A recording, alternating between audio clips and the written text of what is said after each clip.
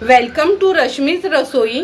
आज मी तुम्हाला जे डाएट करतात त्यांच्यासाठी स्पेशल ब्रेकफास्ट असं हे ज्वारीचे डोसे दाखवणार आहे।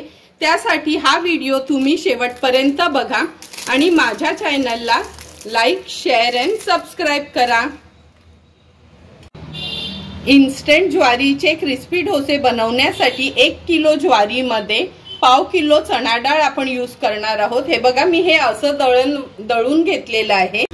सर्वात आधी 1 कप भरून मी हे ज्वारी आणि चण्याच्या डाळीचं पीठ घेतले। ह्यात आपण चवीप्रमाणे मीठ ऍड करूया।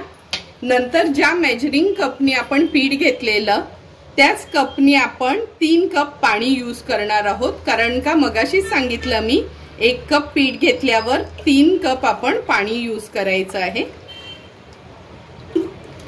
3 कप पाणी ऍड केल्यानंतर आपण हे पीठ व्यवस्थित मिक्स करून घ्यायचं आहे।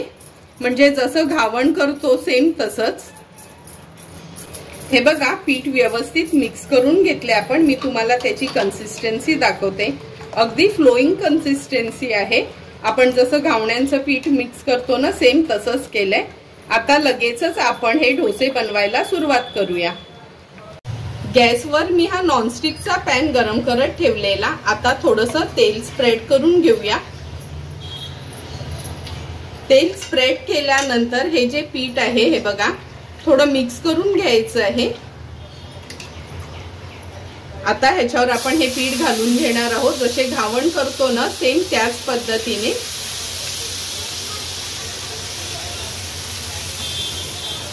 आणि आता गॅसची फ्लेम लो करायची आहे आणि वरना पण आपण अगदी थोडंसंच तेल त्याला असं स्प्रेड करून घ्यायचं आहे।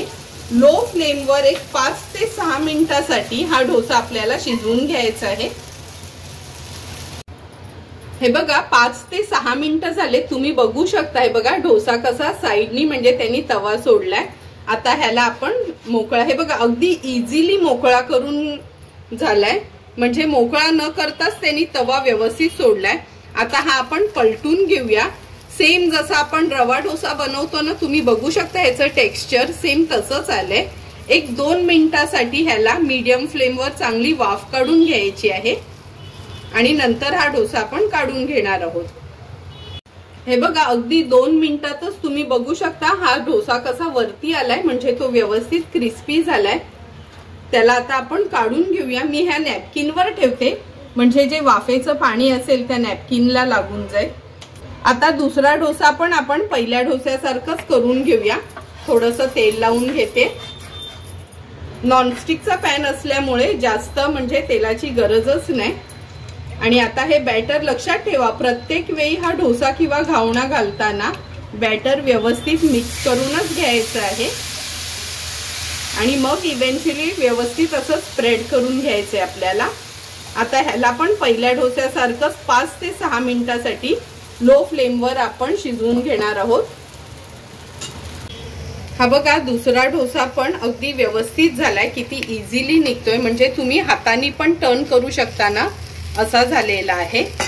आता ह्याला 2 मिनिटं वाफ काढायची आहे। पण हा जो पहिला डोसा आपण काढलेला नाही बघा अगदी तसाच्या तसाच राहिलाय। तुम्ही बघू शकता अगदी पापडासारखा। हा मी एका प्लेटमध्ये काढून घेते म्हणजे जो दुसरा डोसा केलाय तो पुन्हा आपल्याला या नॅपकिनवर काढता येईल। हा बघा दुसरा डोसा पण झालाय आपला तयार। अशाच पद्धतीने सर्व डोसे आपण बनवून घेणार आहोत।